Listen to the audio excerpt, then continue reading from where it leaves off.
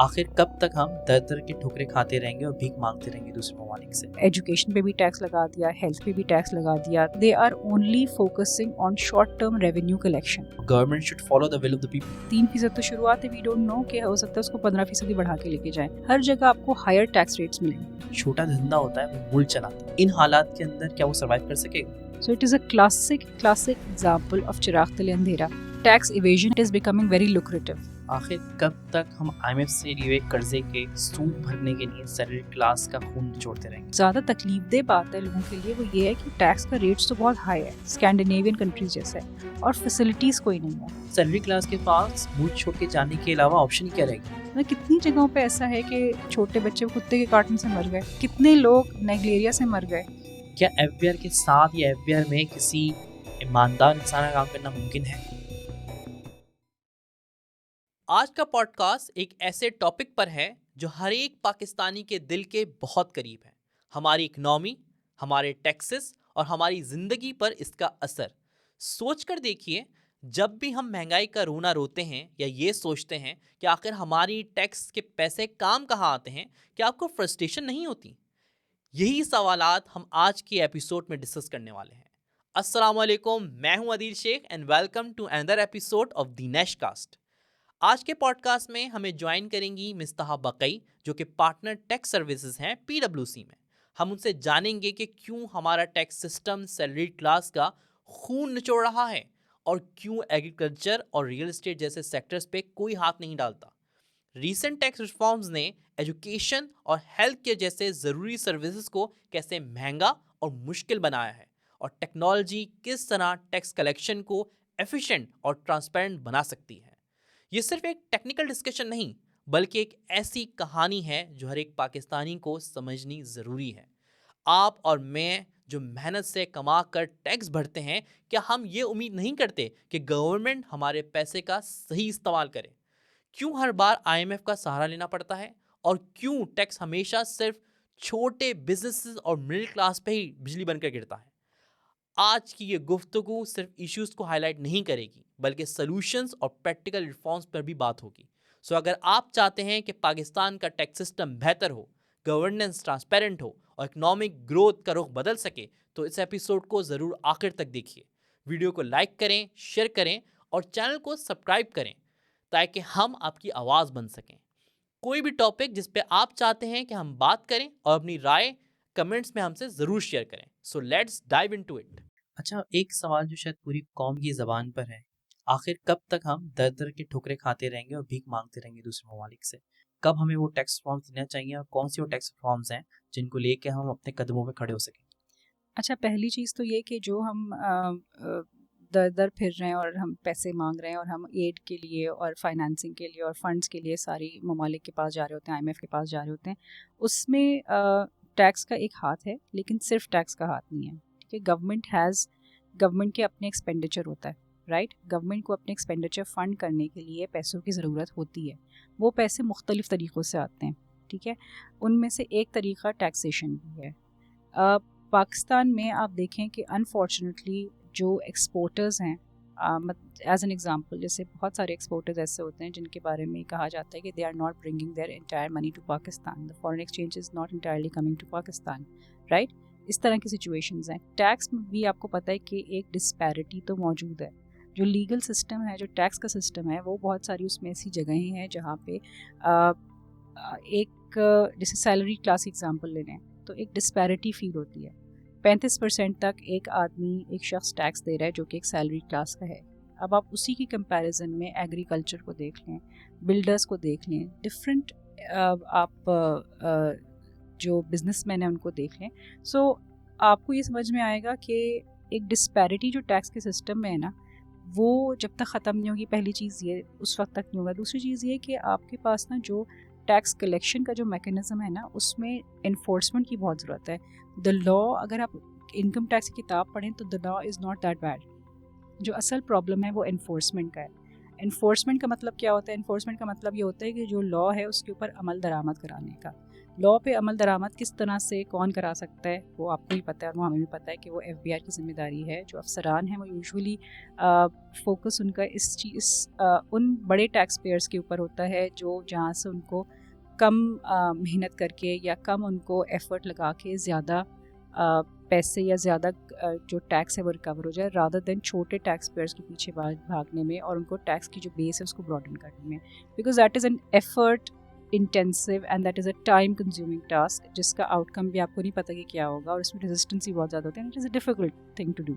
सो उस सिचुएशन में उनका फोकस उन्हीं टैक्स पेयर्स पे होता है जो कि बड़ी एंटिटीज़ होती हैं, बड़े टैक्स पेयर्स होते हैं, because that is an easy thing to do for them, right? So coming back to your point and to in a very summarized manner, I personally believe that जो असल सबसे बड़ा मसला है वो enforcement का है, टैक्स लॉ के। अच्छा, आपको नहीं लगता कि जो गवर्नमेंट्स हैं, हर गवर्नमेंट हमारी 5 साल बाद आती है, वो ऐसी पॉलिसीज बनाती है जो सिर्फ उनके 5 साल निकाल सके और वो लॉन्ग टर्म मुल्क का नहीं सोचते कि ये गवर्नमेंट जिम्मेदार नहीं है इन हालात में जो जहाँ हम खड़े हैं आज। I completely agree with what you're saying. जो अगर आप मुझसे टैक्स का पूछें ना, तो टैक्स में आप अगर पिछले चंद सालों के बजट्स उठाएं और आप उसमें सिर्फ देखें कि क्या क्या अमेंडमेंट्स आई हैं, राइट? जो भी अमेंडमेंट्स आती हैं, जो भी लॉ में तरमीम आती है, इनकम टैक्स में, सेल्स टैक्स में, FD में, प्रोविंशियल में, it is primarily aimed at revenue collection. Policy का या रिफॉर्म का या बिजनेस की ग्रोथ का कहीं पर भी आपको कोई फ्लेवर नहीं नज़र आता उसमें, ठीक है? कहीं पे आपको याद होगा कुछ टाइम पहले ज़रूर कुछ प्रोविजंस लॉ में डाले गए जो कि एंटी अवॉइडेंस के थे, एंटी टैक्स अवॉइडेंस या मिस यूज़ ऑफ ट्रीटीज़ के थे।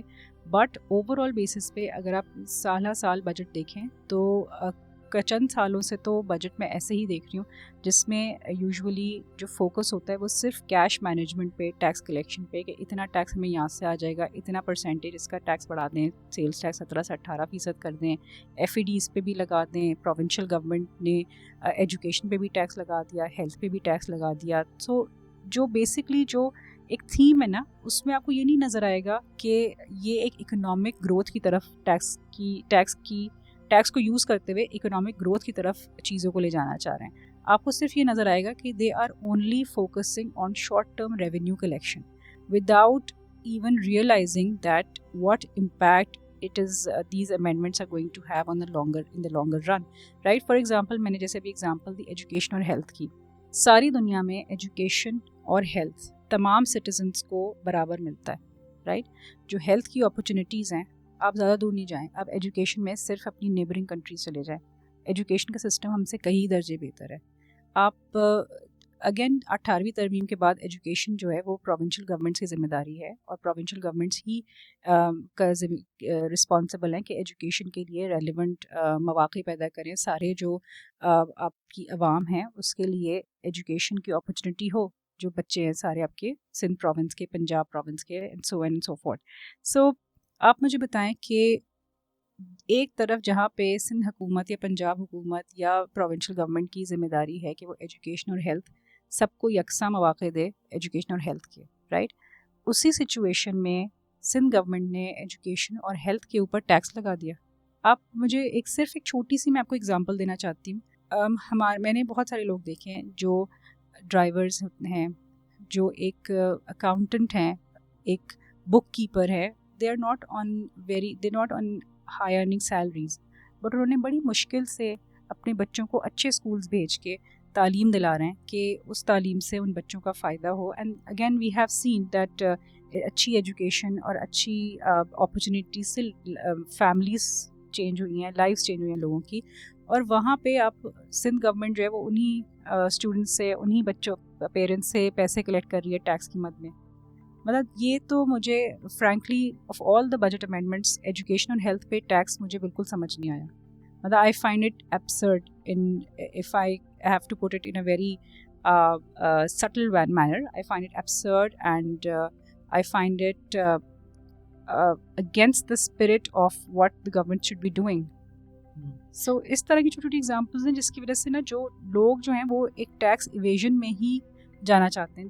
they wish to evade tax. मतलब जो जिस तरह का सिस्टम हमारा बन रहा है ना, तो उसमें लोग यही प्रेफर करते हैं और इसमें प्राइड लेते हैं कि हम टैक्स इवेड कर सकते हैं। ठीक। अच्छा, एक तो गवर्नमेंट का फेलियर है कि वो लोगों को बेसिक नेसेसिटीज़ ही नहीं दे पा रही। उस पर सोने पे सुहागा ये है कि बेसिक नेसेसिटीज़ की जो फैसिलिटी प्रोवाइडर है उन पर फर्दर टैक्स लगा के उसे महंगा कर रही है। तो आपको नहीं लगता ये तो विल ऑफ द पीपल के खिलाफ, और government should follow the will of the people? बिल्कुल, एब्सोल्युटली। असल में जो एजुकेशन और हेल्थ पे टैक्स था वो उसकी बातें पिछले चंद साल पहले भी चली थी, एक आध साल पहले। उस वक्त भी काफ़ी पुशबैक था, राइट? तो प्रोविंशियल गवर्नमेंट ने उसके ऊपर टैक्स नहीं लगाया था, बट इस दफ़ा उन्होंने 3% टैक्स लगा दिया है। एंड 3% तो शुरुआत है, वी डोंट नो कि हो सकता है उसको 15% ही बढ़ा के लेके जाएं। सो एजुकेशन और हेल्थ पे सारी दुनिया में जहाँ पे गवर्नमेंट फैसिलिटीज़ प्रोवाइड करती है वहाँ पे Sindh government is unable to provide those facilities. जो गवर्नमेंट स्कूल्स हैं आप उनका हाल अच्छी तरह से जानते हैं, गवर्नमेंट हॉस्पिटल्स के हाल से आप अच्छी तरह वाकिफ़ है।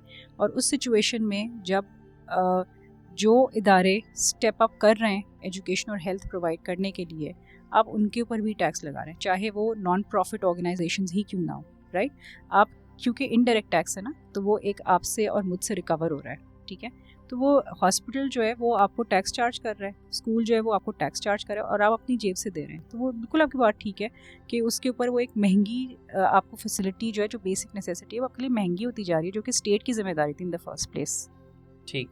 अच्छा, अगर ये पॉलिसीज़ गवर्नमेंट आवाम को ज़हन में रख के नहीं बना रही, गिवन दैट कि आवाम ही है जो गवर्नमेंट को लाने वाली है, तो फिर किसको ज़हन में रख के बनाई जा रही है पॉलिसीज़? आपको आई एम श्योर ये आपने कई पॉडकास्ट में, कई टेलीविज़न प्रोग्राम्स में, कई जगह सुना होगा कि एक कॉन्सेप्ट होता है जिसको हम अकाउंटिंग में कहते हैं conflict of interest. Conflict of interest का कॉन्सेप्ट क्या होता है कि अगर मैं एक ऑर्गेनाइजेशन में हूँ तो मैं अपनी भाई की दुकान से कोई चीज़ ख़रीद नहीं सकती, राइट? क्योंकि वो एक कॉन्फ्लिक्ट ऑफ इंटरेस्ट आ जाता है। मेरा ही भाई है, ये भी पॉसिबिलिटी हो सकती है कि मैं उसको उससे महंगी चीज़ें ख़रीदूँ, राइट? तो एक उस चीज़ को बचाने के लिए कॉन्फ्लिक्ट ऑफ इंटरेस्ट की सिचुएशन को यूजुअली अवॉइड किया जाता है, राइट? ये पॉलिसीज़ होती हैं और ये एक स्टैंडर्ड प्रोसीजर्स होते हैं जिसके तहत एक ट्रांसपेरेंसी को मेंटेन रखा जाता है, एक स्टैंडर्ड को मेंटेन रखा जाता है, एथिकल प्रैक्टिसेस होती हैं। आप मुझे बताएं, गवर्नमेंट की पॉलिसी जो मेकर्स हैं हमारी गवर्नमेंट में, उनमें क्या ये कॉन्फ्लिक्ट ऑफ इंटरेस्ट को देखा जाता है? आप मुझे बताएं कि प्रोविंशियल गवर्नमेंट्स में या फेडरल गवर्नमेंट्स में, पार्लियामेंट में, या जो फेडरल प्रोविंशियल असेंबलीज़ में हमारे जो लोग बैठे हैं, क्या आपको ऐसा लगता है कि वहाँ पे इस तरह की कोई चीज़ है? क्या वहाँ पे आपकी जो पॉलिसी मेकर्स हैं, जिस चीज़ के ऊपर पॉलिसी बना रहे हैं, क्या ऐसा होता है कि इसकी शुगर मिल है या ये ही इज़ अ बिल्डर या इसकी एग्रीकल्चरल प्रॉपर्टी है तो इसकी इसमें से नहीं होनी चाहिए? या कोई इस तरह की सिचुएशन जिसमें आपको आवाम से कुछ रिलीफ हो, कोई आपको ऐसी सिचुएशन नज़र आती है?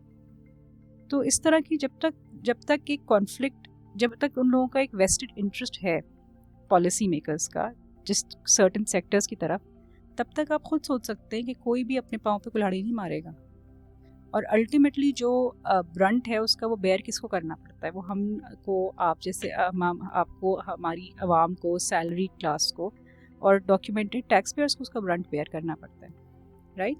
जो आप अभी बैंक्स के ऊपर टैक्स देख लें, आप अभी मैन्युफैक्चरिंग कंसर्न्स पे टैक्स देख लें, आप डिफरेंट जो डॉक्यूमेंटेड सेक्टर है उसके ऊपर टैक्स देख लें, आप एसोसिएशन ऑफ पर्सनस पे टैक्स देख लें, हर जगह आपको हायर टैक्स रेट्स मिलेंगे, ठीक है?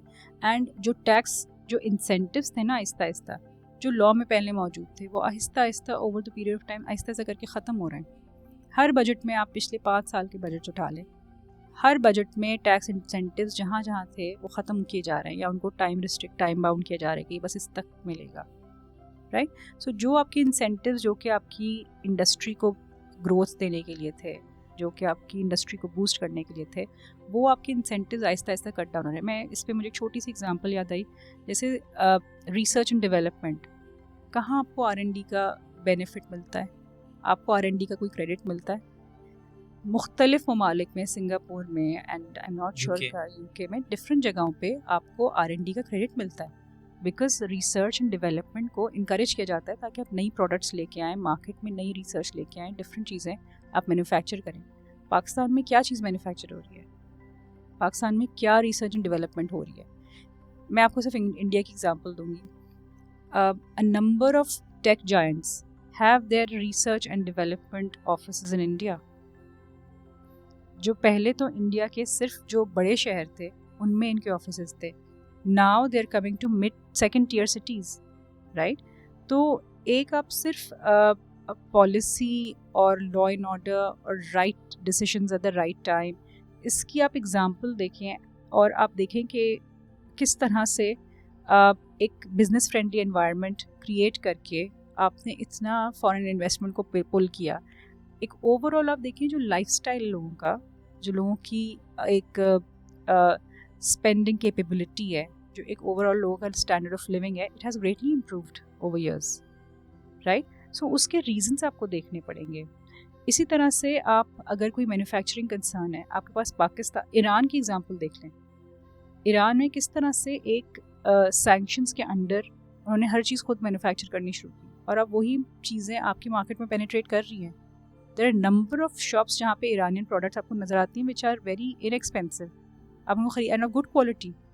सो आपको थोड़ा सा जो पाकिस्तानी हैं हमारे, उनको भी थोड़ा सा सोचना पड़ेगा। पाकिस्तान की सिर्फ पॉलिसीज़ का कसूर नहीं है, पाकिस्तानी अवाम का भी कसूर है। आई वुड से कि हमारी अवाम में भी और हमारी गवर्नमेंट में भी ओवरऑल जो सीरियसनेस का एलिमेंट है ना, वो थोड़ा सा कम है।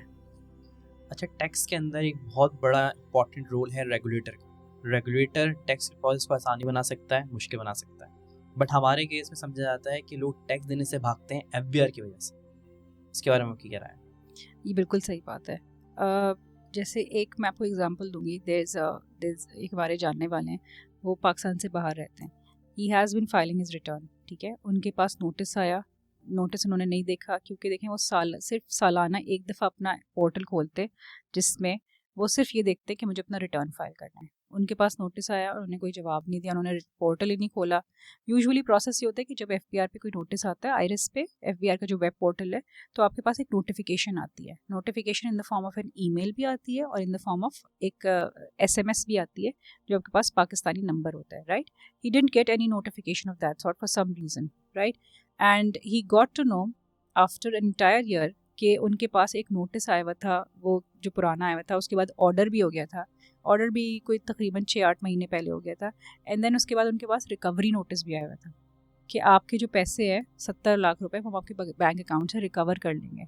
सो उस रिकवरी नोटिस के बाद उन्होंने जब वो इत्तेफाक से उस रिटर्न, अगले साल का रिटर्न फाइलिंग का टाइम भी आ गया था, तो उन्होंने जब खोला तो उनको नज़र आया कि 138 का रिकवरी, सेक्शन 138 में रिकवरी नोटिस इशू होता है। तो एक रिकवरी नोटिस इशू हुआ है जिसमें FBR ने कहा है कि वो उन साहब का बैंक अकाउंट अटैच करके और पैसे निकाल के ले जाएंगे। That was the time when he got to know, right.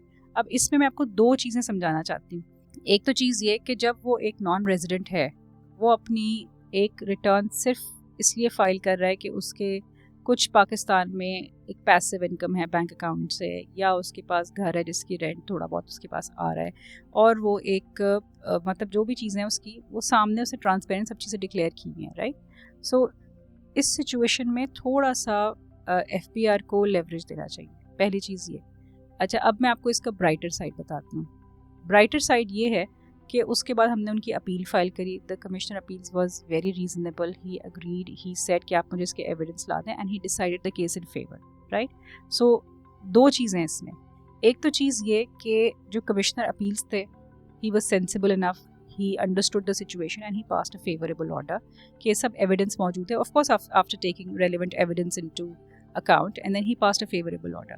So the commissioner of appeals was sensible enough to cater to that situation. But again, ये सब चीज़ें इतना गवर्नमेंट के ऑफिशियल्स का टाइम ही बर्बाद नहीं होता अगर वो पहले देखते कि वो नॉन रेजिडेंट है, उसकी एक ही पैसिव इनकम है जो कि बैंक अकाउंट से प्रॉफिट ऑन डेट उसको आ रहा है, और उसके ऊपर ऑलरेडी जो एक FBR का एक सिस्टम होता है उसका नाम होता है मालूमात, उस मालूमात में टैक्स कटा हुआ है। अब वो एक डिक्लेरेशन में उससे गलती हुई, लेकिन FBR के अफसर का भी थोड़ी सी जिम्मेदारी ये बनती थी कि वो उसको चेक करे, उसको बगैर चेक करे ऑर्डर इस तरह से पास नहीं करना चाहिए था, और उसके बाद रिकवरी नोटिस भी इशू नहीं करना चाहिए था, राइट। सो इस तरह की इनएफिशिएंसीज बाज़ दफ़ा जो होती हैं उनसे जो FBR के जो एम्प्लॉयज़ हैं उनका थोड़ा सा वक्त बर्बाद होता है, और उसमें थोड़ा सा जो टैक्स पेयर है ना वो भी थोड़ा सा घबरा जाता है। अब वो देखें, बाहर पाकिस्तान से बाहर एक शख्स बैठा हुआ, उसको लग रहा है कि पाकिस्तान में जो मेरे बैंक अकाउंट में मैंने पैसे रखे हुए हैं, जो मेरी वालदा या जिस किसी के लिए मैंने रखे हुए हैं, वो पैसे जो है वो कोई निकाल के ले जाएगा, तो ज़ाहिर है उसके लिए एक स्ट्रेस की तो बात है, राइट, कि यहाँ पे जो लोग हैं वो कैसे अपना गुजारा करेंगे, किस तरह से करेंगे, राइट। सो उसके लिए ये एक स्ट्रेस की बात है। इसीलिए लोग जो है काफ़ी, जिनका मैंने भी एक आध लोगों को देखा है, जो जिनकी दुकानें हैं, जो काम कर रहे होते हैं और वो आज तक उन्होंने टैक्स रजिस्ट्रेशन नहीं कराई। They prefer paying tax twice on banking transactions या जो प्रॉफिट और डेट जो भी कोई ट्रांजैक्शंस है उसके ऊपर दे सेड कि इट्स फाइन, हम डबल टैक्स दे देंगे, लेकिन हम टैक्स की जो एम्बिट है, जो ब्रैकेट है या जो अम्ब्रेला है, जो भी आप नाम कह लें, उसमें नहीं आना चाहते। बिकॉज एक दफ़ा हम आ गए तो फिर हमारे पास FBR के नोटिस भी आएंगे, हमें उसका जवाब भी देना होगा, ऑर्डर्स भी आएंगे, हमें उसको भी हैंडल करना होगा, अपीलें भी होंगी, सब चीज़ें होंगी। सो इन सब चीज़ों से बेहतर है कि हम टैक्स नेट में आए ही नहीं। सो लोगों की एक सेट ऑफ, एक क्लास ऑफ पीपल डेफिनेटली ऐसा है जिनकी लेन देन, जिनका कारोबार कैश के ऊपर है और वो इस इकोनॉमी में या इस टैक्स नेट में आना नहीं चाहते, जो डॉक्यूमेंटेड इकोनॉमी है उसमें वो आना नहीं चाहते। They prefer keeping things the way they are doing and उनको वही सूट करता है, राइट? बिकॉज उनको वही खदशा रहता है कि हमारे पास अगर FBR से लोग आएंगे तो हमसे चीज़ें मांगेंगे, हमारे पास रिकॉर्ड्स होंगे नहीं, हमारे पास इस तरह की चीज़ें होंगी नहीं, हम क्या उनको देंगे, और फिर उनका आना जाना चलता रहेगा। सो लोग प्रेफर यही करते हैं कि वो टैक्स नेट से दूर ही रहें। गवर्नमेंट का सारा फोकस IMF को खुश करने में ना, बट इन पॉलिसीज से जो ease of doing business Pakistan के अंदर मुश्किल से मुश्किल तरीन होती जा रही है, उसके बारे में क्या है? अच्छा, पहली चीज़ तो ये कि जो IMF है वो मेरे हिसाब से आपको ब्रॉडर चीज़ें बताता है, वो आपको माइक्रो मैनेजमेंट में उस हिसाब से उनकी इन्वॉल्वमेंट नहीं होती। जो वो चीज़ें हम उनको बताते हैं, राइट? हमारे पास से जो लोग हैं वो जाके IMF के साथ डिस्कशंस करते हैं और उनको वो चीज़ें बताते हैं कि हम ये चीज़ें कर रहे हैं, बिकॉज IMF को माइक्रो लेवल पे इंफॉर्मेशन उस हिसाब से नहीं होती है, वो हम जाके उनको बताते हैं। IMF आपको बताता है कि आप ईज़ ऑफ डूइंग बिजनेस करें, आप स्टेट ओन एंटिटीज़ को के लिए रिफॉर्म्स करें, आप टैक्स नेट को बढ़ाएं, टैक्स की बेस को ब्रॉडन करें, आप टैक्स कलेक्शन करें। जो फिगर्स है टैक्स कलेक्शन की वो हम बताते हैं, जो एवेन्यूज़ है टैक्स कलेक्शन के वो हम बताते हैं। IMF का तो जो एक ब्रॉडर फोकस होता है वो यही होता है कि आप जो है वो गरीबों को रिलीफ दें, अमीरों से पैसे कलेक्ट करें एंड सो फोर्थ। जो माइन्यूट चीज़ें वो हम पॉलिसी में जो लोग होते हैं वो ड्राफ्ट करते हैं, वो उसको प्रिपेयर करते हैं। अच्छा, मानना ये है कि जो छोटा धंधा होता है वो मुल्क चलाता है, बट गवर्नमेंट उस पर टैक्स बर्डन बढ़ाए जा रही है, तो इन हालात के अंदर क्या वो सर्वाइव कर सकेगा? छोटा धंधा जो आप बात कर रहे हैं कि जो एक स्मॉल और मीडियम साइज्ड एंटिटीज़ होती हैं, डेफिनेटली वो किसी भी गवर्नमेंट का, किसी भी इकोनॉमी का एक बहुत मेजर रोल प्ले करती हैं उसमें। इसका रीज़न ये है कि आपके लिए एक जो लोअर इनकम स्ट्राटा या जो मीडियम इनकम स्ट्राटा के भी लोग हैं उनको नज़र आता है कि if we work hard we do this, तो हम एक स्ट्राइव कर सकते हैं और हमें एक मौके दिए जाते हैं। जैसे इंडिया की मैं आपको एग्जांपल दूंगी, इंडिया में स्टार्टअप्स को बहुत इनकरेज किया जाता है। वी कैन सी कि वहाँ पे कितने स्टार्टअप्स में ने बूम किया है, कितने स्टार्टअप्स रजिस्टर करते हैं और कितनी फंडिंग वहाँ पे आती है बिकॉज ऑफ दीज स्टार्टअप्स। जो पाकिस्तान में टैक्स कल्चर है SMEs के लिए there is a separate tax regime, but again जो एक सबसे बड़ा इशू जो अगेन इट रिमेन्स कि जो टैक्स नेट में आने वाला इशू है ना, कि टैक्स नेट में कौन आना चाहता है, जिसके पास तो सारी डॉक्यूमेंटेड चीज़ें जो एक्सपोर्ट कर रहा है सर्विसेज को या गुड्स को, उसको तो आपको टैक्स रजिस्ट्रेशन लेनी ही पड़ती है, right, to for due to certain reasons. लेकिन जो एक नॉर्मल दुकानदार है या जो एक ट्रेडर है जो कि कैश पे, या एक सुनार भी आप कह लें, जो कैश के ऊपर काम कर रहा होता है, वो इस तरह की चीज़ों में बिल्कुल भी नहीं आना चाहता, या अगर वो टैक्स नेट में आ भी जाता है तो वो अपनी इनकम जो है उसका एक बड़ा सर्टेन परसेंटेज डिस्क्लोज करता है, बिकॉज ही नोज़ कि अगर मुझे कभी पकड़ा गया मैं, तो मेरे पास डिफरेंट तरीके हैं इसको हैंडल करने के, जो कि आपको पता है किस तरह के तरीक़ों से हैंडल चीज़ें हो जाती हैं। सो अभी मैंने पिछले दिनों ख़बरों में देखा, इनफैक्ट कल परसों की बात है, कि प्राइम मिनिस्टर ने 5 मिलियन इनाम दिया है एक टैक्स ऑफिसर को, बिकॉज उन्होंने एक फ्रॉड पकड़ा था, जो आपने भी उसका ख़बरों में देखा होगा। सो इस तरह के इंसेंटिव्स डेफिनेटली एक इनकरेज करते हैं, इसमें इनकरेजमेंट आती है। जो इसका तरीका बेसिकली होता है ना, वो बाहर के मुल्कों में या इंडिया में भी जिस तरह से उन्होंने किया, वो living beyond means, right? Whenever there is any person who is living beyond his or her means, there has to be a question mark. कि how is that person with 100,000 or 200,000 salary per month able to afford a luxurious car? How is that person able to live in a 500 गज का घर in DHA, right? So ये सारे सवालात हैं, या उसके बच्चे बाहर कैसे पढ़ रहे हैं, ये सारे सवालात हैं जो दोनों तरफ से पूछने चाहिए। ये आपको टैक्स पेयर से पूछने चाहिए और ये आपको अफसरान से पूछने चाहिए कि आप कैसे मैनेज कर रहे हैं। ठीक है। मैं आपको बड़ी छोटी सी एग्जांपल दूंगी। कुछ टाइम पहले FBR में डायरेक्शंस आई कि जिन अफसरान ने अपने रिटर्न्स फाइल नहीं किए हैं वो तो फाइल कर दें। तो हमारे पास एक कोई जानने वाले हैं, उन्होंने FBR वो टैक्स ऑफिस में ही होते हैं, उन्होंने मुझे कहा कि प्लीज़ मेरे पिछले 5 साल के रिटर्न्स फाइल कर दें। आप मुझे बताएं, इस पे मुझे एक बड़ा उर्दू का बड़ा अच्छा मुहावरा याद आया, उसको कहते हैं चिराग तले अंधेरा। So it is a classic example of चिराग तले अंधेरा, राइट।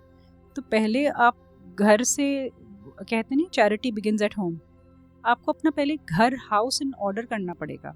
सबसे पहले आपको अपने जो मसले मसाइल हैं वो ख़त्म करने पड़ेंगे। इससे मुझे एक और चीज़ याद आई, थोड़ा सा आपके सवाल से मैं डाइग्रेस कर रही हूँ, बट आपने अभी सुना होगा कुछ दिनों पहले कि CFOs से एक अंडरटेकिंग लेनी है सेल्स टैक्स रिटर्न्स में। जब ये सारा फियास्को हुआ सेल्स टैक्स रिटर्न्स में, जब मसले मसाइल पकड़े गए, तो FBR ने एक अंडरटेकिंग निकाली कि CFO of a company is going to give an undertaking कि जो भी मैंने सप्लाईज किए हैं वो सही मैंने डिक्लेयर किए हैं, मैंने कोई फेक फ्लाइंग इनवॉइसेस डिक्लेयर नहीं करी, और जो लोग सप्लाई चेन में इन्वॉल्व है उन्होंने भी कोई फेक फ्लाइंग इनवॉइसेस नहीं करी, उनका भी सब चीज़ें प्रॉपर हैं। सो आप मुझे बताएं, आपका भी अकाउंटेंसी का बैकग्राउंड है, right. Can any CFO take any responsibility of the person down the supply chain? और आप लॉ में एक प्रिंसिपल ये होता है कि इम्पॉसिबिलिटी को आप नहीं कहते कि करने के लिए, right. Law does not want you to do impossible things. Do you think this is possible? It's not. And do you think it is doable for a CFO? It is, of course it is not. It is too much of a risk for any CFO to take. तो उस पर definitely pushback आया, लोगों ने कहा कि हम कैसे साइन करके दे दें CFOs भी। और दूसरी चीज़ ये कि अगर किसी एंटिटी में, CFO तो एक सैलरीड एम्प्लॉई है, CFO को क्या पता कि क्या चल रहा है, राइट। CFO से आप इस तरह की चीज़ें एक्सपेक्ट नहीं कर सकते। अगर आपके पास कोई इनवॉइस आ रही है, आप उसकी उसकी कैश की पेमेंट कर रहे हैं, उस पर टैक्स विदहोल्डिंग कर रहे हैं, so the issue should end there. आपकी जिम्मेदारी उस इनवॉइस की हद तक है, वो रजिस्टर्ड टैक्स पेयर है और आप उसकी प्रॉपर विदहोल्डिंग कर रहे हैं, आपने सही से डिक्लेयर किया, उसने अपने रिटर्न में सही से डिक्लेयर किया, आप दोनों के रिटर्न्स मैच हो रहे, simple as that. Asking a CFO to take responsibility for an entire supply chain is something which should not be done. So जो accountability होते हैं ना, वो सिर्फ एक साइड पे नहीं होती। accountability और transparency दोनों साइड्स पे करनी ज़रूरी है, राइट। जो एक ट्रस्ट होता है ना, जो एक म्यूचुअल रिलेशनशिप होता है, जो टैक्स पेयर और टैक्स अथॉरिटीज़ का, there's a mutual trust based relationship, right? So अगर जो रिलेशनशिप ही एक ट्रस्ट पे और म्यूचुअल रिस्पेक्ट पे बेस्ड नहीं होता ना, चाहे कोई भी रिलेशनशिप हो, इट कैन नॉट सर्वाइव। सो हमारे जो सबसे बड़ा मसला मुझे लगता है ना कि जो आता है वो यही आता है कि अब प्रोसीडिंग्स इसको क्लोज़ नहीं कर रहे, कुछ ना कुछ तो हम ज़ीरो पे तो क्लोज़ नहीं कर सकते, कुछ ना कुछ तो होना पड़ेगा। सो इस तरह की जो सिचुएशंस आती है ना, इसमें जो एक ट्रस्ट का एलिमेंट है ना, वो ख़त्म हो जाता है। तो थोड़ा सा जो है ना, वो जो डिपार्टमेंट है उसको भी थोड़ा सा देखना पड़ेगा कि आपके जो अच्छे टैक्स पेयर्स हैं, जो डॉक्यूमेंटेड सेक्टर है, उसको आप थोड़ा सा लेवरेज दें, उसको आप थोड़ा सा एक ईज़ दें, उसको एक मेंटल पीस दें। वो 6 लोग रख के कंप्लायंस के, और फिर भी एक स्ट्रेस में मुसलसल रहता है कब कौन सा नोटिस आ जाए, जिसके लिए हमें वो 4 दिन का टाइम दे कि ये तुम करो और ये करो वो करो, और हमसे चीज़ें मांगे, हम नहीं दें तो ऑर्डर कर दे।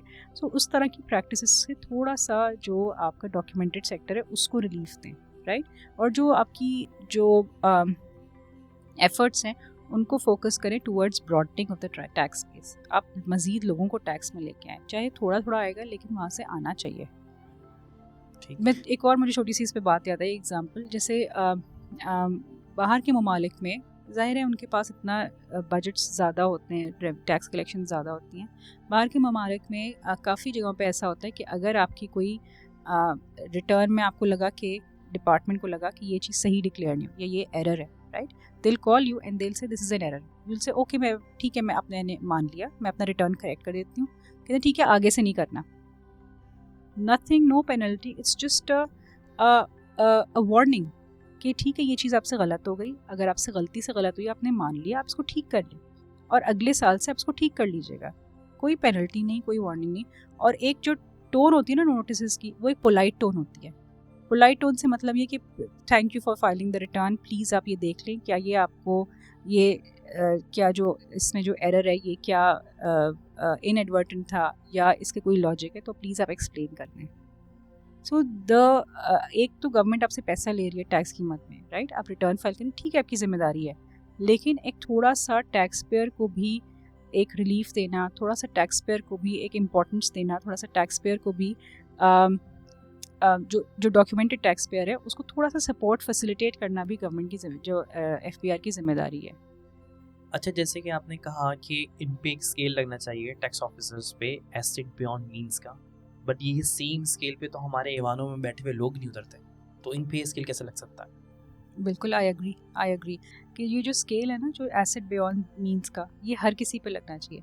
पाकिस्तानियों में आप नोट करेंगे कि पाकिस्तानी में अगर मेरे पास अगर मैं आज 1 लाख रुपए कमाती हूँ और कल से मैंने 2 लाख रुपए कमाने शुरू कर दिया, तो सबसे पहले मैं कपड़े अपने महंगे कर दूँगी, मैं अपनी महंगी घड़ियाँ कर दूँगी, मैं अपनी जो डिफरेंट चीज़ें लाइफस्टाइल को मैं एक बहुत ही महंगे उस पर ले जाऊँगी, राइट। तो एक पाकिस्तानियों का एक ओवरऑल जो कल्चर है ना हमारे मुल्क में, वो शो ऑफ का और इस तरह का बन चुका है बहुत ज़्यादा। सो अगर आप नोट करेंगे ना कि हमारे यहाँ जो एसेट बियॉन्ड मींस वाली जो वो है ना, वो भी बहुत ज़्यादा हमारे लोगों में सरायत कर चुकी है।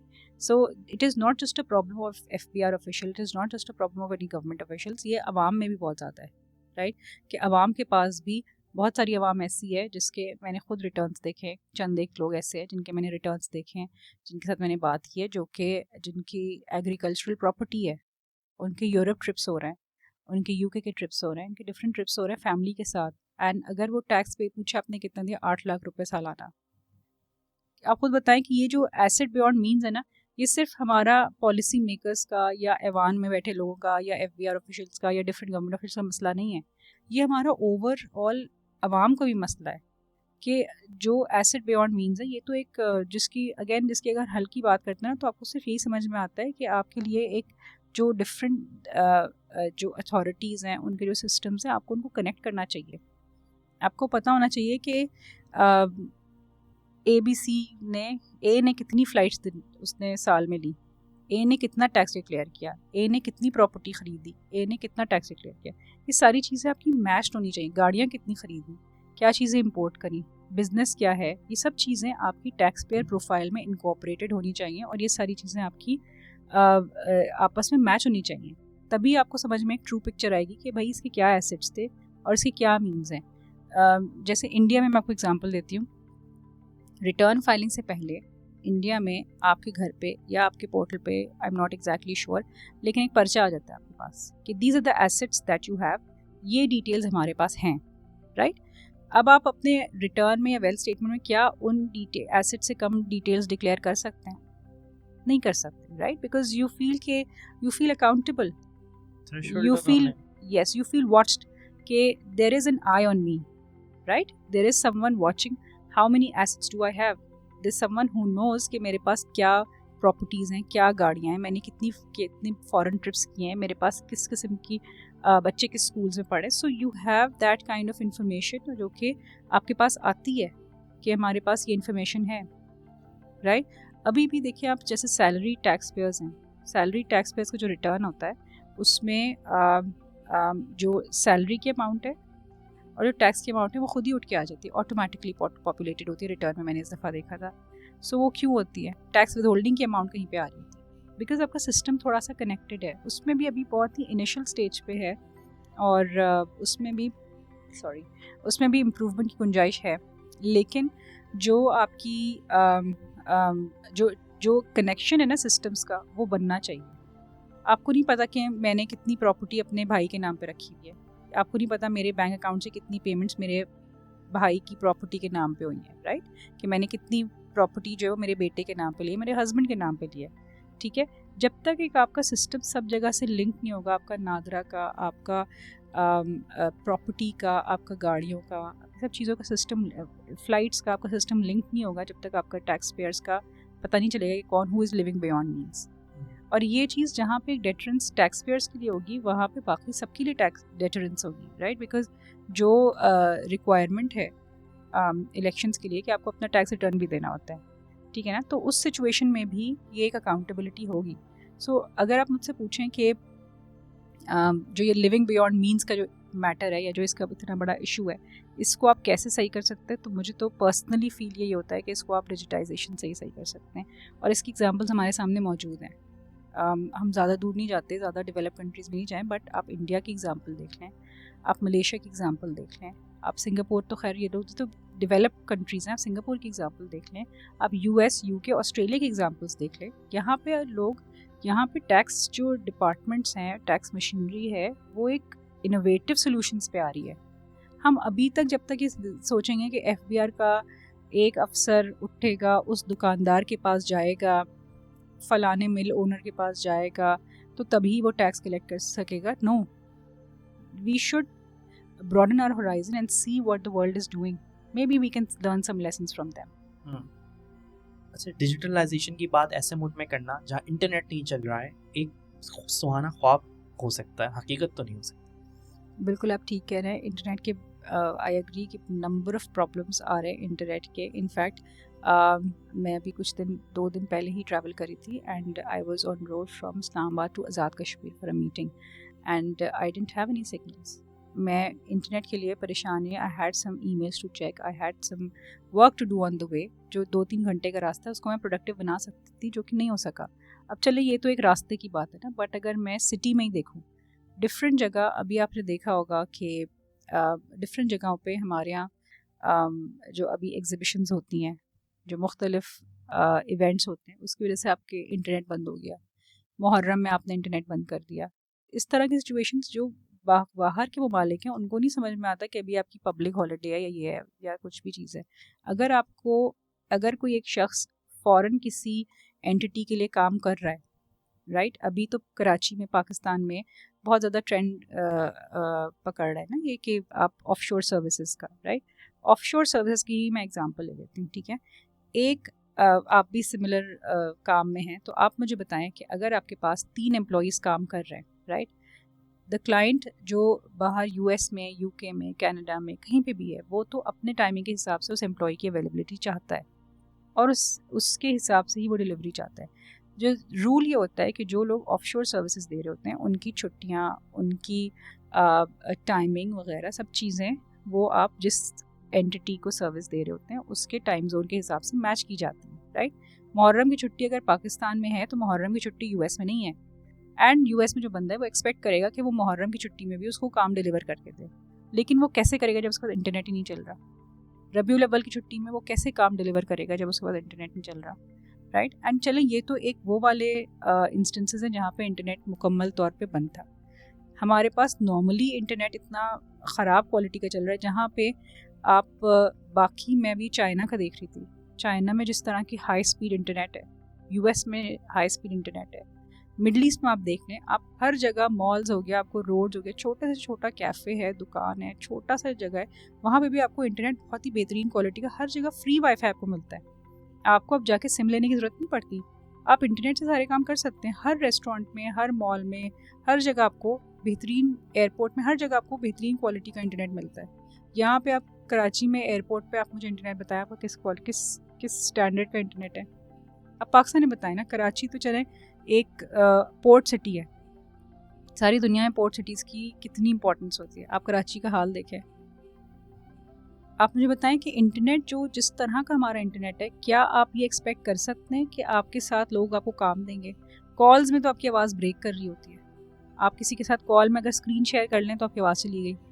अगर आपने स्क्रीन शेयरिंग करनी बंद करी तो फिर तो आपको चले, फिर थोड़ा सा समझ में आएगा। वीडियो ऑन कर लिया, आवाज़ चली गई।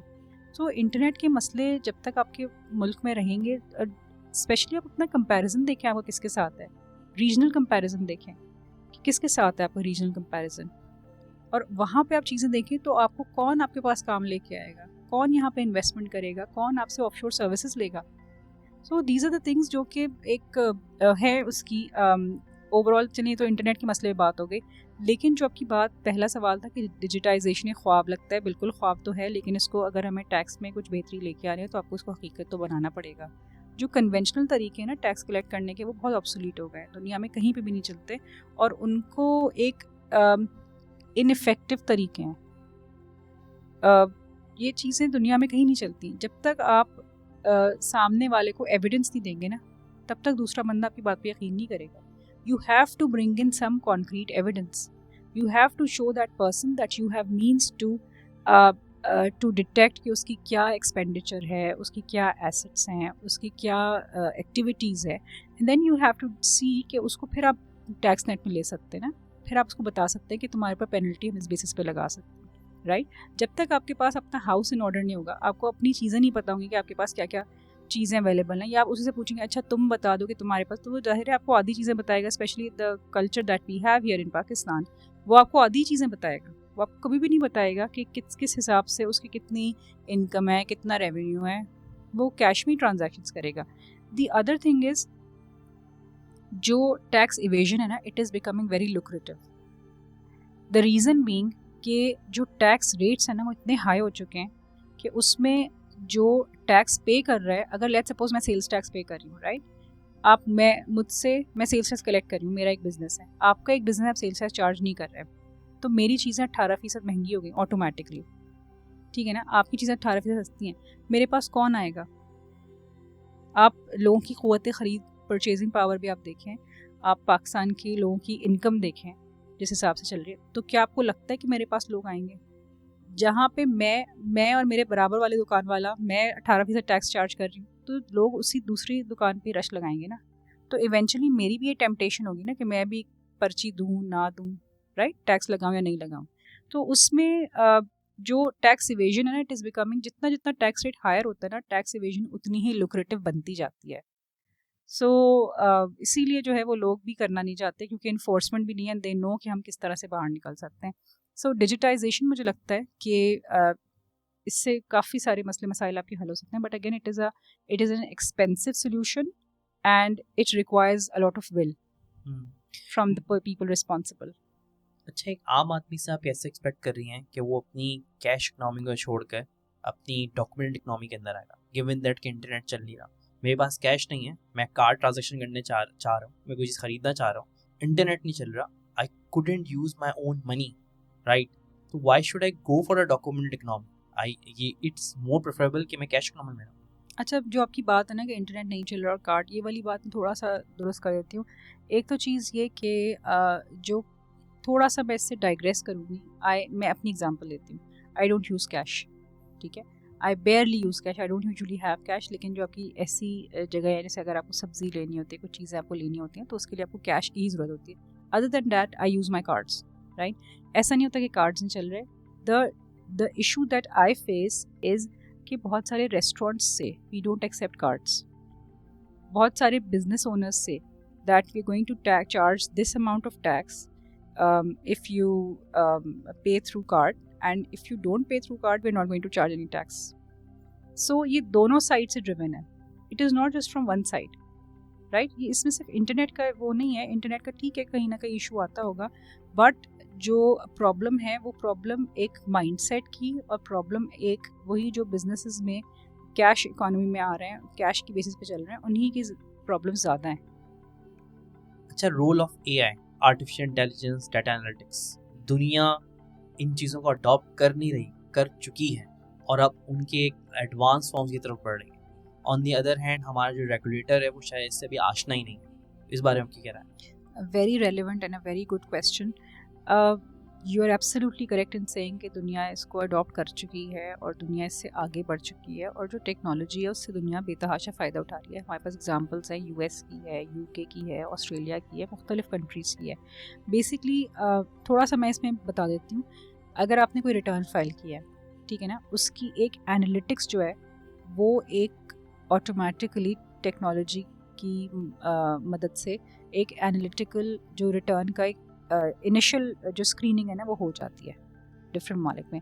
जैसे मैंने रिटर्न फाइल किया, ठीक है ना, मैंने अपनी, या लेट्स सपोज किसी एक्स ने रिटर्न फाइल किया, ठीक है, उसने अपनी सैलरी इनकम डिक्लेयर की 100 रुपये, लेकिन जो रिकॉर्ड्स है, जो विदहोल्डिंग टैक्स स्टेटमेंट है, उसकी सैलरी इनकम 120 रुपये आ रही है, तो उसके ऊपर एक जो इनिशियल एनालिटिक्स है वो लगा के एक एक्सेप्शन रेज हो जाएगी कि आपकी इनकम जो है सैलरी की वो मैच नहीं करी जो आपके एम्प्लॉयर ने बताई है उससे, राइट?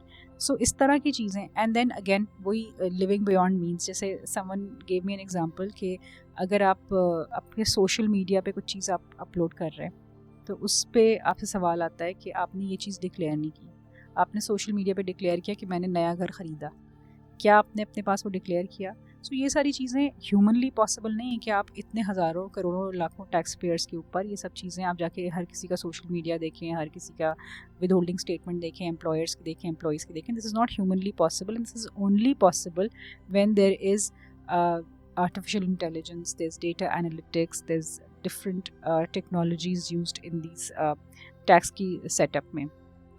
उसमें भी जब तक हम लोग पाकिस्तान में ये सब चीज़ें अगेन देखें, सारी दुनिया को ना इस पे मूव होना ही पड़ेगा, बिकॉज आप देख रहे होंगे कि टैक्स में भी ओवर द इयर्स पूरी दुनिया में चेंजेस आई हैं. सो इसी तरह से अब जाहिर है जब एक डेवलप कंट्रीज़ में कोई कॉन्सेप्ट आता है तो वो पाकिस्तान में या हमारी जैसी मुख्तलिफ कंट्रीज़ में आते आते उसको टाइम लगता है. सो ये चीज़ें आई हैं डेफिनेटली, और ये आके इनसे लोगों ने डिफरेंट ममालिक ने फ़ायदे भी उठाए हैं. तो ये definitely I am pretty sure कि पाकिस्तान में भी आहिस्ता आहिस्ता रोल आउट होंगी. एंड जो रेगुलेटर्स हैं, आई पर्सनली फील कि उनको भी ये पता होगा ये चीज़ें ऐसी हैं जिनसे हो सकता है. इनफैक्ट मैंने फाइनेंस मिनिस्टर की ही कुछ दिन पहले स्पीच सुनी थी और अखबारों में भी आया था कि he is very keen on digitalization and he is making efforts to digitalize FPR. So अगर इस तरह की होती हैं एफर्ट्स तो डेफिनेटली ये बहुत ही करामत होंगी डेफिनेटली हमारे टैक्स सिस्टम के लिए. एंड इसमें दो चीज़ें होंगी, एक तो आपकी एफर्ट रिड्यूस होगी, दूसरी चीज़ ये कि आपके पास चीज़ें भी एफिशिएंटली काम करेंगी, राइट. जैसे अभी आपने देखा होगा कि एक बड़ा सिंपल एनालिटिक लग के लोगों के पास ईमेल्स आई हैं कि या मैसेजेस आए हैं कि आपने पिछले साल से इस दफ़ा आपकी इनकम कम है, या पिछले साल से इस दफ़ा आपने कम टैक्स दिया है, और अगर आपको अपना रिटर्न रिवाइज करना है तो आप कर लें. आई थिंक लोगों ने उस पर यह भी कहा है कि ये क्या अजीब सी चीज़ें निकाली हैं, और ये इस तरह के मतलब people are not in general happy with this. But I personally feel कि अगर किसी से कोई गलती हुई है तो हो सकता है उसको ये सुधारने का एक मौका हो, या अगर किसी ने कोई इवेजन की भी कोई कोशिश की है तो हो सकता है उसको सुधारने का मौका है, ठीक है. क्योंकि उसमें FBI ने लिखा हुआ है कि अगर ये आपकी रिड्यूस हो गई है तो अगर आपको रिवाइज़ करना है अपना रिटर्न तो आप इस दिन के इस तारीख तक कर सकते हैं. लॉ आपको प्रोवाइड करता है, बताता है कि आप इस टाइम तक रिवाइज़ कर सकते हैं. तो अगर आपको रिटर्न रिवाइज़ करना है तो आप कर लें, वरना फिर हम आपके अगेंस्ट ऑडिट कर सकते हैं. जो ऑडिट का है ना वो थोड़ा सा आपको देखना पड़ेगा, राइट. अच्छा, एक और चीज़ में जैसे हर केस में जिसमें आपकी इनकम कम हो रही है ज़रूरी नहीं है कि वो ऑडिट का केस हो भी, ठीक है. अच्छा, इसी में मैं आपको एक और एग्जांपल देती हूँ. जो टेक्नोलॉजी से आप क्या कर सकते हैं, टेक्नोलॉजी से जो रिस्की एरियाज़ है रिटर्न में आप वो आइडेंटिफाई कर सकते हैं. लेट्स सपोज कोई पर्सन एक्स है, he is a salary tax payer, right, and he has जो भी कोई एसेट्स हैं उसके ज़्यादा हैं. तो इसमें आप डिस्क्रिपेंसीज निकाल सकते हैं कि अगर इसके एसेट्स इसने इस साल ख़रीदे तो इसने अपना टैक्स नहीं डिक्लेयर किया जो एसेट्स में विद होल्डिंग हुई है. अब वो अगेन वो उसके फेवर में जा रहा है, लेकिन इसने टैक्स नहीं डिक्लेयर किया इस विद होल्डिंग का जो इसके पास आ रही है. वो क्यों नहीं इसने डिक्लेयर किया, ताकि फिर उसको वो हो सकता है उसने उसका रिलेटेड एसेट भी डिक्लेयर ना किया हो, ठीक है ना. सो इस तरह की चीज़ें जो, और रिस्की एरियाज़ जो कैसे होते हैं, रिस्की एरियाज़ हमेशा जो कि टैक्स क्रेडिट्स होते हैं ना वो हमेशा रिस्की एरियाज़ होते हैं, या जो टैक्स लाइबिलिटी की जो रिडक्शन की जो भी चीज़ें होती हैं ना वो एक रिस्की एरियाज़ होती है. जो भी आपने लाइबिलिटी में रिडक्शन की है, चाहे वो अपने एक्सपेंसेस की फॉर्म में की हुई हो या आपने नीचे टैक्स क्रेडिट्स की फॉर्म में किया हुआ हो, तो वो एक रिस्की एरियाज़ थोड़े से होते हैं. या आपने इनकम भी कम दिखाई हो, that is also risky area. अब उसमें आपको डिफाइन करना होता है, प्री सेट पैरामीटर्स होते हैं. जैसे आपने लेट्स सपोज आपका एक टैक्स क्रेडिट है, वो टैक्स क्रेडिट आपका पिछले साल था, इस साल नहीं है, लेकिन अगर किसी टैक्स पेयर ने इस साल भी वो टैक्स क्रेडिट क्लेम किया हुआ है तो the person is going to the machine is going to और the technology is going to identify it as a risky area कि इसने इस तरह से किया हुआ है इस साल भी, although the law does not allow this person to claim this credit, right. So इस तरह की चीज़ें हैं जो कि टेक्नोलॉजी से आप कर सकते हैं. एंड देन फिर इससे फ़ायदा ये होगा कि जो एफ़र्ट है ना जो ऑफिसर्स की वो उसी तरफ डाइवर्ट होगी जहाँ पे उसको कोई रिस्क नज़र आ रहा है मशीन को, या जहाँ पे टेक्नोलॉजी की जो सॉफ्टवेयर है उसको कहीं कोई रिस्क नज़र आ रहे हैं, ठीक है. तो एक तो आपकी जो एफ़र्ट होगी वो डायरेक्टेड होगी, आप ऐसे ही ढूंढ ढांड के ऑडिट तवील नहीं कर रहे होंगे, राइट. और एक इनिशियल स्क्रीनिंग सब में हो जाएगी जो कि ह्यूमनली पॉसिबल नहीं कि ऑफिसर सारे रिटर्न्स की इनिशियल स्क्रीनिंग कर सके. तो बट आई एम होपफुल कि पाकिस्तान में भी थोड़ा सा टाइम लगेगा, लेकिन अल्टीमेटली आपको ये करना ही पड़ेगा. आ जाएगा आपके पास, डिजिटलाइजेशन भी आपकी हो जाएगी. अच्छा, आखिर कब तक हम IMF से लिए हुए कर्जे के सूद भरने के लिए सैलरी क्लास का खून निचोड़ते रहेंगे? कब तक ये एक इन्फिनिट लूप टूटेगा? कब हम इस ना ख़त्म होने वाले चक्कर से बाहर आ सकेंगे? देखिए जो डेट सर्विसिंग है ना आपकी, वो टैक्स का एक बहुत बड़ा हिस्सा 70% तो डेट सर्विसिंग में चला जाता है। आपका एक बहुत ह्यूज जो अमाउंट है वो डेट सर्विसिंग में जाना पड़ता है। रीज़न बीइंग कि आपके जो एक्सपेंसेस हैं वो पूरे करने के लिए, जो डेवलपमेंट एक्सपेंडिचर है, डिफरेंट चीज़ें उसको पूरे करने के लिए आपके पास टैक्सेस की उस हिसाब से कलेक्शन नहीं हो रही है, राइट। जो डेट है वो आपका इतना बढ़ चुका है कि आपको उसको मीट करने के लिए आपको टैक्सेस को कलेक्ट करना पड़ेगा। द इशू इज़ कि जो इजी तरीका है वो सैलरीड क्लास पे ही है। एक तो उसकी नंबर्स बहुत ज़्यादा है, सैलरीड क्लास की नंबर्स बहुत ह्यूज हैं, right. The other thing is कि सैलरी क्लास में जो मैकेनिक्स है ना वो ऐसी हैं कि एम्प्लॉयर को विदहोल्ड करके जमा कराना है। सो सैलरी जिसको मिल रही है वो कहीं से बच नहीं सकता उस टैक्स से, क्योंकि वो जिम्मेदारी एम्प्लॉयर की है। अगर एम्प्लॉयर टैक्स जमा नहीं कराता, नहीं काटता, तो उसके दो रेपोकशंस हो सकते हैं। एक रेपोकशन तो ये होता है कि एम्प्लॉयर को अपनी जेब से वो टैक्स देना पड़ता है, राइट। सो कोई भी एम्प्लॉयर इतना बड़ा रिस्क नहीं लेता। दूसरा रेपोकशन क्या होता है कि वो जो एक्सपेंस है, सैलरी एक्सपेंस, वो एम्प्लॉयर को एज ए डिडक्शन उसके रिटर्न में अलाउ नहीं होता। And let's not talk about the penalties and default surcharge etcetera, वो उसको छोड़ के उससे अलग है, ठीक है। तो बेसिकली ये दो रेपोकशंस होती हैं। अब एम्प्लॉयर जो है वो एक एम्प्लॉई के लिए इस तरह का रिस्क बेयर नहीं करता, ठीक है।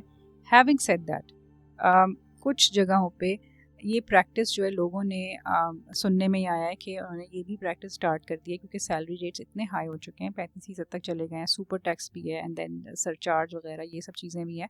तो लोगों ने जो टैक्स रेट्स हैं उन हाई टैक्स रेट से बचने के लिए कैश सैलरीज में या अपनी सैलरी को ऐसे स्ट्रक्चर करना शुरू कर दिया है कि उनको कैश सैलरी में थोड़ी थोड़ी सैलरीज देनी शुरू कर दी है एम्प्लॉयज़ को, which is again detrimental and it's disastrous for a documented economy. क्योंकि जो पैसा एक दफ़ा डॉक्यूमेंटेड से अनडॉक्यूमेंटेड की तरफ चला जाता है वो अनडॉक्यूमेंटेड में ही रोटेट करता रहता है, राइट। वो डॉक्यूमेंटेड सेक्टर में वापस आना बड़ा मुश्किल होता है उसका, ठीक है ना। तो एक स्टेप से चेन चलती है, ठीक है। सो वही मैं आपको, जो पहले भी आपका एक सवाल था उसके जवाब में मैं कह रही थी कि टैक्स इवेजन जो है वो हायर टैक्स रेट्स की वजह से बहुत लुक्रेटिव बनती जा रही है और ज़्यादा से ज़्यादा लोग टेम्प्ट हो रहे हैं टैक्स इवेट करने के लिए। तो जब तक हमारा एक रैशनलाइज टैक्स सिस्टम नहीं आएगा ना, जब तक एक रैशनलाइज रेट्स नहीं होंगे, एनफोर्समेंट प्रॉपर नहीं होगी, तब तक हमारा जो ये इवेजन का सिस्टम है ना ये इसी तरह से चलता रहेगा और इसी तरह से बढ़ता रहेगा मज़ीद। अच्छा, मेरे ख्याल है कि शायद दुनिया में सबसे ज़्यादा किस्मों के टैक्स पाकिस्तान में ही पाए जाते हैं और इंसेंटिव एक नहीं मिलता, तो उसके बारे में क्या राय है? अच्छा, जो आप बात करें ना, मुझे जो है काफ़ी लोगों से मेरी बात भी हुई, मुलाकात भी हुई। पहले तो मैं इनकम टैक्स की तरफ चली जाती हूँ। जो इनकम टैक्सेस हैं उसमें भी लोग ये कहते हैं कि हमें टैक्स देने में इतराज़ नहीं है, लेकिन अगर मेरे लिए सिक्योरिटी मुझे मैसर हो, मुझे साफ़ पानी मैसर हो, मुझे बेसिक जो नेसेसिटीज़ हैं वो मैसर हो, मेरे बच्चों की एजुकेशन फ्री हो, मेरी हेल्थ फ्री हो, मेरे लिए ओल्ड एज होम्स हो, सब चीज़ें हों, तो मुझे टैक्स देने में 40% टैक्स देने में कोई मसला नहीं है, बिकॉज़ वो टैक्स मेरी एक इन्वेस्टमेंट है जो मैं अपने आगे सालों के लिए अपने बच्चों के लिए कर रहा हूँ। जो ज़्यादा तकलीफदेह बात है लोगों के लिए वो ये है कि टैक्स का रेट्स तो बहुत हाई है, स्कैंडिनेवियन कंट्रीज़ जैसा है, और फैसिलिटीज़ कोई नहीं है, बेसिक सिक्योरिटी की फैसिलिटी नहीं है। कराची जैसे शहर में बहुत जो बेसिक नेसेसिटीज़ हैं वो मौजूद नहीं है, सड़कों का हाल बुरा है, स्ट्रीट क्राइम का रेट बहुत ज़्यादा है। तो उस सिचुएशन में लोगों को फ्रस्ट्रेशन ज़्यादा इस बात की होती है कि हम टैक्स रेट भी इतना हाई है और हमें फैसिलिटीज़ नहीं है। पहली तो बात हो गई है। दूसरी बात है कि types of taxes, you are absolutely correct in saying this. The thing is that अगर आप किसी फॉरेनर से बात करें, कहीं बाहर बात करें, आप उनको समझाएं कि हमारे पास एक होता है इनकम टैक्स, जो कि हमारे पूरे पाकिस्तान पे इनकम टैक्स लगता है जो आप इनकम कमाते हैं। अब उसके बाद आ जाता है सेल्स टैक्स। सेल्स टैक्स जो है वो दो तरह के होते हैं, एक तो होता है सेल्स टैक्स ऑन गुड्स और sales tax on services. Goods जो है उसमें बेसिकली थोड़ा सा मैं से I take a step back, जो टैक्सेस जमा करने का या टैक्सेस के ऊपर लेजिस्लेट करने का जो राइट है वो किसके पास है, ये हमारी कॉन्स्टिट्यूशन डिटर्मिन करती है। तो जो इनकम टैक्सेस हैं उसके ऊपर लेजिस्लेट करने का जो अथॉरिटी है या जो वो है वो फेडरल गवर्नमेंट के पास है। सिमिलरली जो सेल्स टैक्स ऑन गुड्स है उसके ऊपर भी फेडरल गवर्नमेंट लेजिस्लेट करती है, लेकिन जो सेल्स टैक्स ऑन सर्विसेज है वो डिफरेंट प्रोविंसेस के पास आते हैं। अब इसमें मैं आपको सिर्फ टाइप्स ऑफ टैक्सेस गिनवा देती हूँ। तो इसलिए आपका हो गया इनकम टैक्स, जो कि all over Pakistan federal government collect करती है और उसके ऊपर वो कानून साजी करती है। फिर हो गया federal sales tax on goods. Federal sales tax on goods जो है वो भी उसकी लेजिस्लेशन भी जो फेडरल गवर्नमेंट है उसकी पावर है लेजिस्लेट करने की और कलेक्शन की, राइट। तो वो भी फेडरल गवर्नमेंट ही करती है। उसके बाद आ जाता है सेल्स टैक्स ऑन सर्विसेज, वो आता है सिंध का अलग, पंजाब का अलग, केपी, बलूचिस्तान सबके अलग। अब इस्लामाबाद का भी एक फेडरल जो कैपिटल टेरिटरी टैक्स है वो अलग। उसके अलावा फेडरल एक्साइज ड्यूटी आपकी अलग, जो कि मैन्युफैक्चर पे लगती है, मैन्युफैक्चरिंग पे लगती है, इंपोर्ट पे लगती है कहीं किसी केसेस में, और उसके बाद वो सर्विसेज पे भी लगती है। सो अगर मैंने सिर्फ बेसिक टैक्सेस ही काउंट किए तो वो 8 तरह के आपके पास टैक्सेस हैं। अब इसमें भी जो प्रोविंशियल टैक्सेस हैं उसमें भी प्रोविंसेस के बीच में डिस्प्यूट्स अराइज होते हैं कि अगर एक टैक्स जो है, अगर एक सर्विस जो है वो प्रोविंस ए से, सिंध से ओरिजिनेट हो रही है और वो जाके पंजाब में कंज्यूम हो रही है, तो उसको किस प्रोविंस का राइट है पैसे कलेक्ट करने का? इस पे दोनों प्रोविंस कहते हैं हमारा राइट है, क्योंकि दोनों के लॉज ऐसे हैं कि वो सर्विस की origination, termination, consumption, enjoyment, this that her cheese cover करते हैं। सो अब इसमें भी कोई बेसिकली देखें जो कन्फ्यूजिंग सिस्टम है ना, अब इस सिचुएशन में अगर कोई नॉर्मल बिजनेसमैन है वो कहता है कि इट्स सो कन्फ्यूजिंग, नहीं समझ में आता, बिकॉज वो अपने बिजनेस पे फोकस करेगा या वो इन सारे टैक्सेस की कंप्लायंस करेगा। आप मुझे बताएं, अगर इसकी किसी के पास पूरे ऑल ओवर पाकिस्तान किसी की प्रेजेंस है तो उसके 8 तरह के उसको टैक्सेस के बारे में पता होना चाहिए। Income tax, federal sales tax, 4 provincial tax, Islamabad capital territory tax and federal excise duty. 8 taxes के बारे में उसको कुछ ना कुछ पता होना चाहिए। तो इस तरह की सिचुएशन में इट गेट्स वेरी कॉम्प्लिकेटेड और फिर लोग भागते हैं उससे। तो जहाँ पे इन्फोर्समेंट टैक्स की ज़रूरी है वहाँ पे टैक्स की सिंप्लीफिकेशन भी ज़रूरी है। एक प्रोजेक्ट इसके ऊपर प्रोविंशियल सेल्स टैक्स की हार्मोनाइजेशन का था कि प्रोविंसेस में सिंगल रिटर्न हो, जिसमें एक ही तरह की जो भी इनपुट टैक्स अलाउड हो, एक ही तरह का जो आउटपुट टैक्स है वो आप पे करें, और वो प्रोविंसेस बाद में डिस्ट्रीब्यूशन हो जाए, जो भी कोई मैकेनिज्म है, लेकिन एक मैकेनिज्म जो टैक्स पेयर है उसके लिए तो आसानी मौजूद हो ना। मतलब प्रोविंसेस आपस के डिसएग्रीमेंट की वजह से टैक्स पेयर का क्या कसूर है कि उससे आप 2 जगह टैक्स मांग रहे हैं एक सेम ट्रांजैक्शन पे, राइट। सो कॉम्प्लेक्सिटी तो बहरहाल अपनी जगह है बहुत ज़्यादा, but again I would say कि कॉम्प्लेक्सिटी देखें इंडिया में भी है टैक्स की, इससे ज़्यादा कॉम्प्लेक्सिटी है, लेकिन वहाँ पे भी इन्वेस्टमेंट आ रही है। जब आपके पास इन्वेस्टमेंट आ रही है तो मतलब इससे मुझे एक चीज़ थोड़ी सी ये लगती है कि कॉम्प्लेक्सिटी तो एक अपनी जगह है बहरहाल, लेकिन वो अगर बड़े टैक्स पेयर्स हैं या अगर एक रेप्यूटेड टैक्स पेयर्स हैं उनके लिए it is not that big of a problem, क्योंकि कंप्लायंस जो है वो डेफिनेटली है तो सही इशू, लेकिन फिर भी ऐसा नहीं कि इट्स अ डील ब्रेकर। सही। अच्छा, 35% से 40% तक का सैलरी टैक्स, फिर 18% GST, फिर FT अलग, तो सैलरी क्लास के पास मुल्क छोड़ के जाने के अलावा ऑप्शन ही क्या रहेगा? जी बिल्कुल, आप ठीक कह रहे हैं कि सैलरी क्लास जो है उसके ऊपर बहुत हाई टैक्स रेट्स हैं। एंड सैलरी क्लास में जो कुछ टाइम पहले मैंने जो फाइनेंस मिनिस्टर उनका इंटरव्यू भी देखा था, उन्होंने उसमें कहा कि आप लोग आवाज़ उठाएं, मतलब a finance minister saying asking people to raise their voices. Salary class की देखें जो एक आपने थोड़ा सा छोटी सी एग्जांपल देती हूँ, आप अगर लाहौर में अनारकली बाज़ार में जाके टैक्स कलेक्ट करना शुरू कर दें तो वो सारे ट्रेडर्स एक जगह मुत्तहिद होकर आवाज़ उठाएंगे, प्रोटेस्ट करेंगे, सब कुछ करेंगे। अनफॉर्चुनेटली सैलरी क्लास के लिए ऐसा नहीं है, क्योंकि सैलरी क्लास को सबसे बड़ा जो खदशा होता है वो एम्प्लॉयमेंट का ही होता है। बहुत सारे केसेस में अगर आप इस तरह के अगर कोई आपके ऊपर कोई कोर्ट केस हो जाए तो एम्प्लॉयज़, मल्टीनेशनल कंपनीज 10 दफ़ा सोचती हैं रखते हुए, या बड़े एम्प्लॉयर्स जो हैं वो 10 दफ़ा एम्प्लॉई को सोचते हैं रखते हुए, ठीक है। तो सैलरी क्लास उस तरह से प्रोटेस्ट नहीं कर सकती, ना ही एक अपनी वो सारा दिन अपनी जो मसरूफियात हैं या अपना जो एम्प्लॉयर के लिए वो काम कर रहे हैं उसको छोड़ के वो घरों से या ऑफिस से निकल सकते हैं उस तरह से। तो सैलरी क्लास की तरफ से उस तरह से प्रोटेस्ट कभी नहीं आता, जिसकी वजह से जितना टैक्स रेट उनके ऊपर बढ़ाया जा सकता है उतना बढ़ाया जाता है। एंड यू आर राइट कि ये बहुत ज़्यादती है सैलरी क्लास के साथ, it is very sad. But when I look at the other side of the picture, the government machinery is also, the government authorities are also मतलब मजबूर हैं, क्योंकि ओवरऑल सिस्टम इस तरह से बन गया है कि आपको जो आसान जगह नज़र आती है ना, अब प्रेशर इतना बन जाता है कि आपको वहीं से ही मज़ीद टैक्स रेट्स आपको बढ़ाने पड़ते हैं और वहीं से ही मज़ीद टैक्स कलेक्ट करना पड़ता है। अच्छा, इन हालात के अंदर, जिन हालात के अंदर हम खड़े हैं, क्या अपने नेबरिंग कंट्री, रीजन कंट्री से हम कुछ सीख के कुछ बेहतरी ला सकते हैं? बिल्कुल हम कर सकते हैं। हम जैसे हम ईरान की मैं एग्जांपल लेती हूँ। ईरान से हम ये सीख सकते, सेल्फ डिपेंडेंस हम ईरान से सीख सकते हैं। पॉपुलेशन का या एक एजुकेशन को एक्सेस हम इंडिया से सीख सकते हैं। India is way ahead than us in education and employment. तो इंडिया से हम ये चीज़ें सीख सकते हैं। हम बांग्लादेश से बहुत चीज़ें, जैसे कॉटेज इंडस्ट्री की एग्जांपल्स हम बांग्लादेश से ले सकते हैं। वुमेन, औरतों के जो बिजनेसेस हैं वो औरतें बहुत काम करती हैं बांग्लादेश में, वो हम बांग्लादेश से सीख सकते हैं। सो हम अगर विलिंगनेस हो ना तो हम बहुत सारी चीज़ें बहुत सारे कंट्री से सीख सकते हैं। थोड़ा दूर हो जाएगा बट सिंगापुर की भी मुझे एग्जाम्पल बहुत रेलिवेंट लगती है। सिंगापुर में the tax rates are not very high, they are kept low and the compliance is very easy. आप मिडल ईस्ट में देख लें, मिडल ईस्ट में भी tax rates are not very high and middle east में जो tax की जो कंप्लायंस है ना, दे ऑलवेज इंश्योर कि जो आपकी टैक्स हो ना वो इजी हो, राइट, वो सिंपल हो, वो कॉम्प्लेक्स ना हो, because that is there style. उन्होंने उसको ऐसे ही रखना है, वो उसको कॉम्प्लेक्स ज़्यादा कॉम्प्लिकेट नहीं करेंगे। उनके रूल्स वगैरह सब चीज़ें होती हैं और वो अगर कहीं पे कोई डिस्प्यूट होता है तो दे इशू क्लैरिफिकेशन से मिनिस्ट्री को लेटर इशू करते हैं कि ये जो है इसका मतलब ये है and this is how it is going to be interpreted, right.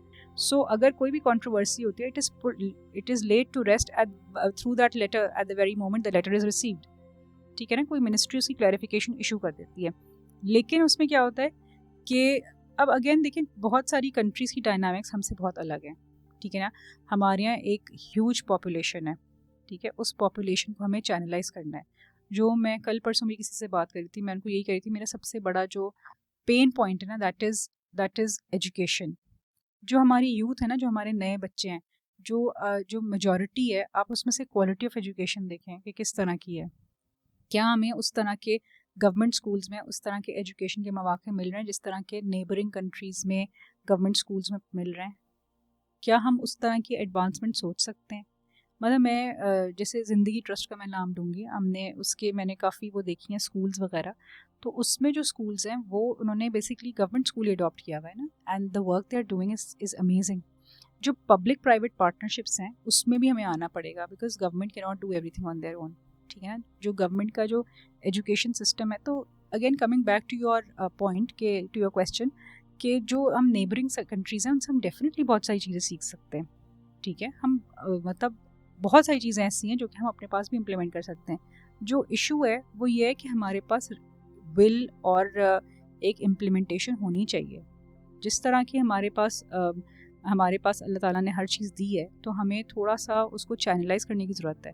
जो हमारी ह्यूज पॉपुलेशन है, आप देखें, एक ओवरऑल आप देखें, मुझे पर्सनली फील होता है कि जो आपकी एक मीडियोक्रिटी आपके उसमें प्रीवेल कर रही है। मतलब जो एक एक्सेलेंस होती है ना, वो वाली चीज़ आपको नज़र नहीं आती। जो एक मीडियोक्रिटी है वो हमारे सोसाइटी में प्रीवेल कर रही है। हमारा कंटेंट देख लें, इंटरनेट पे कंटेंट कंजम्पशन देख लें, हमारी हर चीज़ देख लें, लोगों में आगे बढ़ने की, पढ़ने लिखने की जुस्तजू उस तरह से देख लें। मतलब I am not talking about professionals, I am talking about masses, right. जो लोग हैं, जो एक मजदूर है, वो अपने बच्चे को क्या उस तरह से आगे बढ़ाना चाहता है? क्या उसके पास उस तरह के मौके हैं? क्या आप स्टूडेंट लोन देते हैं? क्या हमारे पास गवर्नमेंट स्कूल्स में तालीम का मयार ऐसा है कि वो गवर्नमेंट स्कूल से पढ़ के आगे किसी अच्छी जगह पहुंच सके? तो जब हम एक बेसिक हेल्थ की फैसिलिटी दे सकते हैं क्या हम? मतलब कितनी जगहों पे ऐसा है कि बच्चे जो है, छोटे बच्चे कुत्ते के काटने से मर गए, कितने लोग नेगलेरिया से मर गए। ये चीज़ें ऐसी हैं जो कि अवॉइडेबल हैं, जो कि हमारे यहाँ अवॉइड नहीं होती। मतलब बहुत छोटे बेबी स्टेप्स की वजह से ये चीज़ें अवॉइड हो सकती हैं, बट ये चीज़ें ऐसी हैं जिसके ऊपर आपको बात करनी पड़ेगी, जिसके ऊपर आपको इश्यूज रेस करने पड़ेंगे, क्वेश्चंस रेस करने पड़ेंगे, लोगों को झंझोड़ना पड़ेगा कि these are the real issues. जब तक आपके पास एक्सेस, बच्चों के पास या आपकी मैसेस के पास easy access to good quality education, quality health नहीं होगी, तब तक आपकी मुल्क आगे नहीं बढ़ सकता। आपका एक जो फोकस है ना, जो आपके पास सबसे ज़्यादा जो इस वक्त जो पावर है, वो आपके पास पॉपुलेशन की पावर है। आपके पास ह्यूज पॉपुलेशन, और आप geographically Pakistan is in a very good position, ठीक है। तो वाई इज़ दिस कि इंडिया, फिलीपींस, ये सारी, इवन बांग्लादेश, इतने सारे ममालिक इतने आगे कैसे बढ़ते जा रहे हैं? आपको अपनी पॉपुलेशन पे फोकस करना पड़ेगा, क्योंकि वही आपकी सबसे बड़ी रिसोर्स है। आप पॉपुलेशन को, जब तक आप अच्छी हेल्थ, सॉरी ज़्यादा तवील हो रहा है जवाब, लेकिन जो हेल्थ का सिस्टम है बहुत सारे ममालिक में, the focus is on primary health, या फोकस इज़ ऑन इनिशियल ये कि जो है ना, जो हॉस्पिटल्स हैं वही इरेलीवेंट हो जाएं. कोई हॉस्पिटल में नज़ला खांसी बुखार के लिए नहीं जाए, क्योंकि नज़ला खांसी बुखार बेसिक चीज़ें, मेल न्यूट्रिशन ना हो. तो उस तरफ जो गवर्नमेंट से वो मूव कर रही हैं, हेल्थ सिस्टम उस डायरेक्शन में मूव कर रहा है. और हमारा हेल्थ सिस्टम कहाँ जा रहा है? सो फोकस इस बात पर होना चाहिए कि बच्चे या बड़े या उनका एक लाइफस्टाइल ही इतना हेल्दी हो, मेल न्यूट्रिशन ना हो, कि उनको आगे आपको हॉस्पिटल्स बनाने की ही ज़रूरत ना पड़े, या हॉस्पिटल्स में कोई टर्मिनल इलनेसेस की वजह से ही आए. राइट. सो इस तरह की चीज़ों पर फोकस होना मेरे हिसाब से पर्सनली बहुत ज़रूरी है. और पाकिस्तान में जो पॉपुलेशन है उसकी भी बेटरमेंट के लिए आपको बहुत ही क्या कहना चाहिए, इमरजेंसी या हंगामी बुनियाद के ऊपर मेजर्स लेने पड़ेंगे, सो दैट हम इस पूरे जो फियास्को है इससे बाहर निकल सकें. क्या एफबीआर के साथ या एफबीआर में किसी ईमानदार इंसान का काम करना मुमकिन है? बिल्कुल मुमकिन है, बिल्कुल मुमकिन है. एंड इनफैक्ट ईमानदार अफसरान तो डेफिनेटली काफ़ी मौजूद हैं.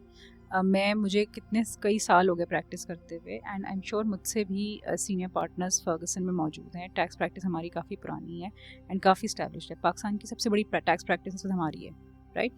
And I always take pride in saying that not even once have we engaged in any sort of settlement under the table or any sort of that thing, because we cannot do it, and that's something we don't do. Right? So when we are thriving, so anyone else can thrive that way. ठीक है ना. अब इसमें दो roles होते हैं. एक तो उस अफसर का भी जो ईमानदार है, और एक हमारा भी. देखिए, दोनों तरफ से ईमानदारी ज़रूरी है ताकि आप एक ट्रांसपेरेंसी लेके आएँ और एक चीज़ों को तरीके से सेटल करें. राइट. जो अफसर है ना, उसको भरोसा है कि मेरी भी एक कि ऑनेस्टी पे, कि मैं भी उसके सामने गलत कोई चीज़ लाके नहीं रखूँगी. एंड मैं ख़ुद भी, अगर क्लाइंट मुझे कोई चीज़ देगा तो मैं उसको एग्जामिन करके उसको दूंगी कि दिस इज़, और उसको इतना भरोसा होगा कि इसमें कोई गलत चीज़ नहीं है. राइट. दूसरी ईमानदारी मेरी अफसर से, मेरी एक्सपेक्टेशन अफसर से मौजूद होती है. ठीक है. जो कि अफसर भी मेरे साथ में उसी तरह से ईमानदारी से, उसी तरह से लीगल प्रोविजंस के ऊपर बात करेगा और कोई डिफरेंट बात नहीं करेगा. राइट. सो जहाँ पे एक आपका जो बात होती है ना कि करप्ट सिस्टम है, या टैक्स पेयर्स या टैक्स ऑफिसर्स ख़राब हैं, या ये, तो उसमें दोनों लोगों का हाथ होता है. इसमें it's not just the tax officer who is bad, इसमें जो दोनों तरफ की पार्टीज़ हैं उनका कसूर है. बिकॉज मैंने आपको अपनी ही एग्जांपल दी कि हम जब सबसे बड़ी टैक्स प्रैक्टिस पाकिस्तानी कर सकते हैं, so anyone else can do it. It's just the will that has to be there. ठीक है, थोड़ी मुश्किलात होती हैं, but it is pretty much doable. अच्छा, बहुत शुक्रिया आपके आज हम तशरीफ़ लाने के लिए. मुझे आपसे बहुत कुछ सीखने को मिला. आई होप हमारे ऑडियंस को भी आपसे बहुत कुछ सीखने को मिला होगा. Thank you very much. It's always a pleasure meeting you, and thank you very much. इंशाल्लाह से मुलाकात होती है किसी और नेक्स्ट पॉडकास्ट में जिसमें हम कोई और मसला डिस्कस कर रहे होंगे. Thank you very much. इंशाल्लाह ज़रूर.